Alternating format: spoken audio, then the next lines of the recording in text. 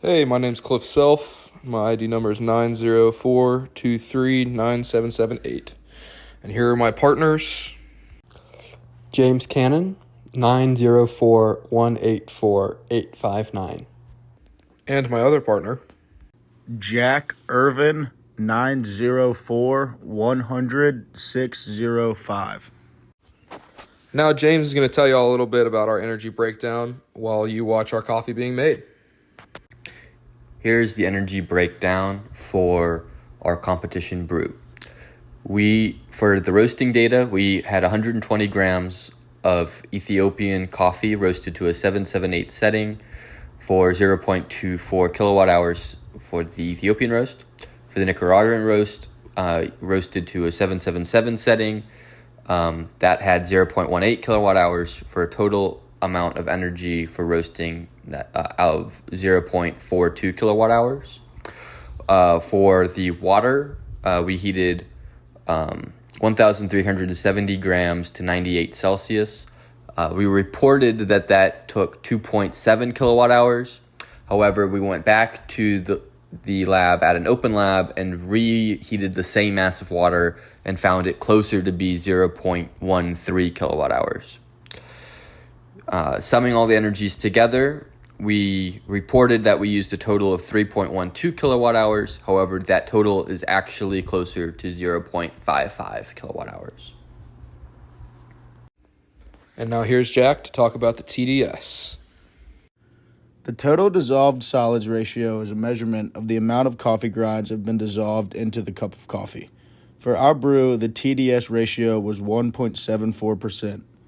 For the percent extraction, this is measured by multiplying the TDS and total mass of the coffee and dividing it by total mass of coffee grounds. Our percent extraction rate was 12.9%. Overall, I'd say our cup of coffee wasn't a bad cup of coffee. We did try something new with mixing the Nicaraguan and Ethiopian beans. We hoped that Nicaraguan bean would bring a little bit of acidity and a little bit of that light taste to our Ethiopian darker roast. It ended up happening is it overpowered it a little too much. So going forward, next time for competition, we might try different levels of roasting and blending, going, maybe a little darker on the Nicaraguan, maybe even a little darker on the Ethiopian. But overall, we were happy with our results and hope to get the opportunity to compete like this soon. Now I'm going to walk y'all through the PFD. We had our roasted coffee beans gone into the grinder. We grinded them up. Some of the grounds got caught in the burrs, but the remaining grounds we got and put in the French press machine, where we also added water. Out of that French press, steam and carbon dioxide was released, and our final result was brewed coffee and spent grounds. Finally, we're going to walk through the mass balance. We had a mass of roasted beans of Ethiopian about 101 grams and 27.3 grams for the Nicaraguan. We blended those together when we ground and lost about 1 gram in the burrs. So that left us with 127.3 grams of coffee grounds that we split up into 4 French presses, which left us with about 31.6 grams per French press. We then heated up about 1,320 grams of water. We lost about 100 grams due to boil off, so we were left with 1,220 grams of water.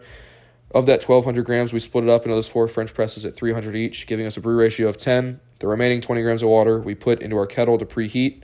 That way it wouldn't lose too much heat to our coffee. Our total mass of the brew with the kettle was 1,880.6. The kettle itself weighed 732.7 grams, giving us a final brew mass of 955.9 grams, as can be seen on our energy sheet.